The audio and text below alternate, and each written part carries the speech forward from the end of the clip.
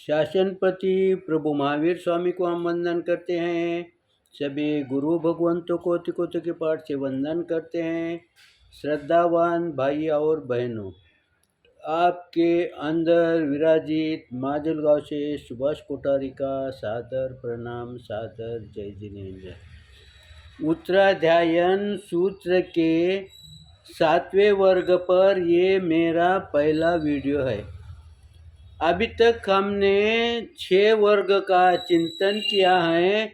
7वां वर्ग एलयम सत्तमम अध्ययनम। तो 7वें वर्ग में उर्भ्रिय यानी एक बकरी के बच्चे के बारे में इसमें चिंतन करने के लिए गुरु भगवंतों ने हमें मजबूर किया है। 7वें वर्ग की पहली गाथा, जहाँ एसनम समुदिस कोई पोषेज एलयम ओयनम जवसम देजा पोषेजा विषयंगने। जैसे कोई मांसाहारी मेहमान उद्देश्य से मेनन का पोषण करता है, उसे चावल जौ या हरी घास देता है, उपरांत अपने आंगन में ही उसका पोषण भी करता है। गुरु भगवंतों ने इस 7वीं गाथा के अंदर समझाया है कि जो 5 इंद्रिय हैं, वो 5 इंद्रियों का पोषण करने में जीव लगा हुआ है। उसके लिए वो कुछ भी कर सकता है। हिंसा, झूठ, चोरी, ये सभी कुछ करता है। किसके लिए करता है? 5 इंद्रियों का पोषण करने के लिए। और दूसरी बात, गुरु भगवंतों ने हमें ये भी समझाया है, जो गुणधारी है या जो समझदार जीव है, वो अपने पिता की पूंजी में वृद्धि करता है। उसे सुपुत्र कहा जाता है। मूल पूंजी में वृद्धि करता है वो। लेकिन मूल पूंजी में वृद्धि नहीं करता है, जितने को उतना ही रखता है, वो सामान्य पुत्र हो गया। लेकिन जो मूल पूंजी को गंवा देता है, उसे हम क्या कहते हैं? कुपुत्र कहते हैं। फिर इस 7वें वर्ग के अंदर गुरु भगवंतों ने कहा है कि मनुष्य भव, यानी हम कहाँ से कहाँ तक पहुँचते पहुँचते मनुष्य भव में आए हैं। इसीलिए गुरु भगवंत कहते हैं, यहाँ पर अब आए हो ना, तो मनुष्य भव या देव भव ये तुम्हें प्राप्त होगा, या वो प्राप्त करने की कोशिश करेंगे, तो यानी आपकी मूल पूंजी में वृद्धि हो जाएगी। क्योंकि हम एकेंद्रिय से पंचेंद्रिय तक आए हैं।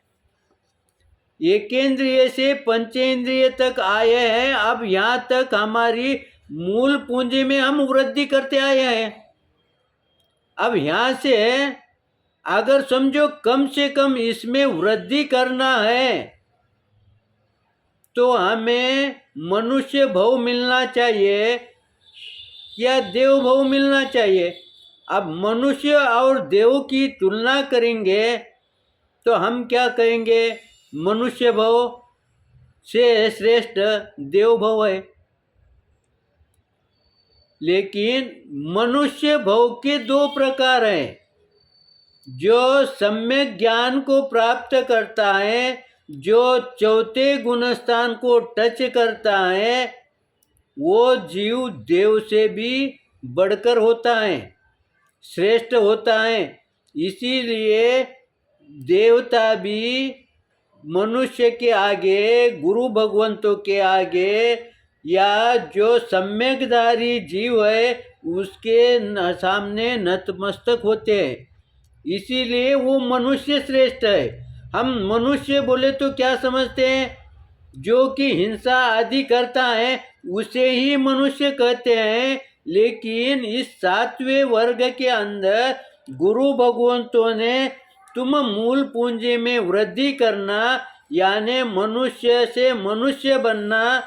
तो फिर ये मूल पूंजी में वृद्धि हो गई क्या? मूल पूंजी में वृद्धि नहीं हो गई।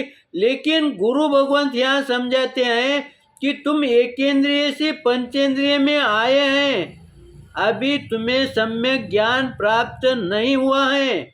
अभी तुम चौथे गुणस्थान में या पांचवें गुणस्थान में है या नहीं है, इसकी जानकारी हमें पता नहीं चलता। लेकिन गुरु भगवान सभी को साथ में लेकर जब चलते हैं तब वो कहते हैं कि ग्रहित पकड़ लो, हम सामान्य जीव है।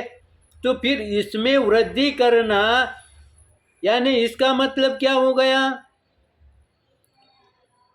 तुम सही मनुष्य बनो, चौथे या पांचवें गुणस्तारधारी मनुष्य बनो। ये तुम्हारी मूल मनुष्य में पूंजी होंगी, वृद्धि होंगी।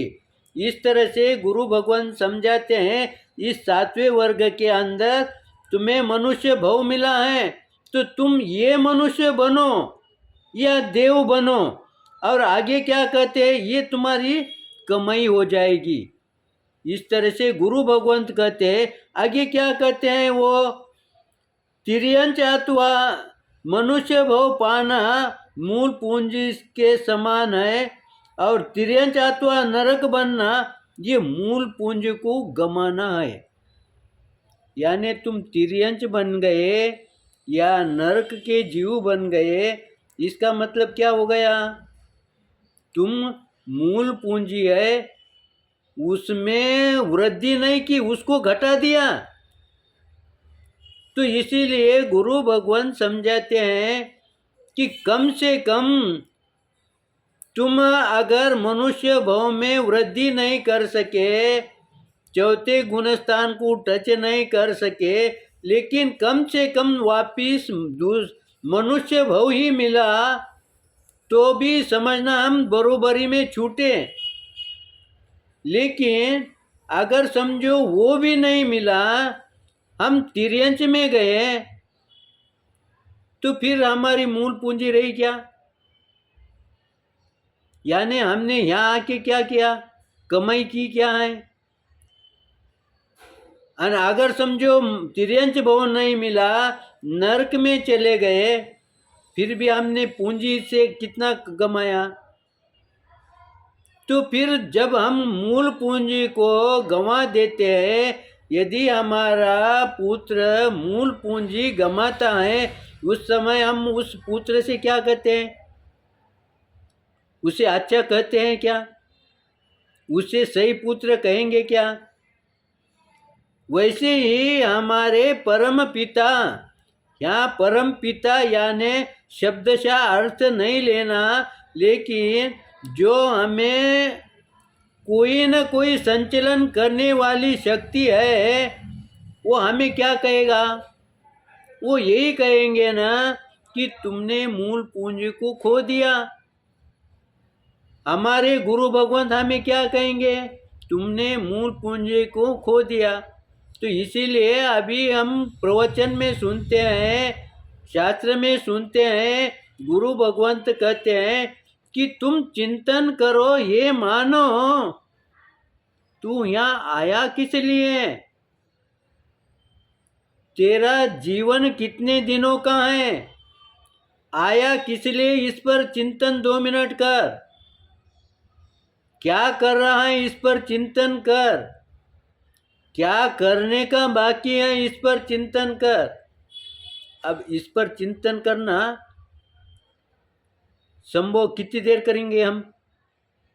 ये लॉन्ग लाइफ चिंतन करने का विषय नहीं है, क्योंकि हमें थोड़े से चिंतन में ये बात ध्यान में आ जाती है कि मुझे यहाँ आया मैं किस लिए, मैं क्या कर रहा हूँ। इसका अगर चिंतन करेंगे तो तुम्हारे को सही राह मिलेगी। वैसा देखे जाए तो हमारी पुण्यवानी है, जिसके कारण हमें ये चिंतन करने का सूझ रहा है। चिंतन करने के लिए हमने शास्त्र खोले हैं, चिंतन करने के लिए हम गुरु दर्शन करते हैं। तो ये भाव जगे कि नहीं हमारे? आज कई मानव ऐसे हैं, उनके ये भाव जगते हैं क्या? वो शास्त्र खोलते हैं क्या? वो गुरु दर्शन को जाते हैं क्या? क्यों नहीं? वो भी मानव हैं, हम भी मानव हैं, लेकिन उनकी पुण्यवानी में कमी है। लेकिन हमारी पुण्यवानी अधिक होने से कम हमें ये ज्ञान का पता तो चला। ये ज्ञान का पता चलना ये भी कोई छोटी उपलब्धि नहीं है, क्योंकि इस उपलब्धि के कारण, इस ज्ञान के कारण हमें कौन सा राह पकड़ने की है, इसका ज्ञान होगा। और यहाँ पर हम गलत राह पकड़ेंगे क्या? यहाँ गलत राह नहीं पकड़ेंगे, क्योंकि ये आवाज़, ये ज्ञान हमारे अंदर से निकल रहा है। जब कोई ज्ञान हमारे हृदय से निकलता है वो सही ज्ञान होता है। इसीलिए समय को देखते हुए हम यहाँ पर रुकते हैं। मेरे विश्लेषण के अंदर निश्चित रूप से विपरीत आया होगा, गलत आया होगा तो आप क्षमा करेंगे, सही आया होगा तो लाइक करेंगे, शेयर करेंगे। इसी आशा के साथ ओम शांति।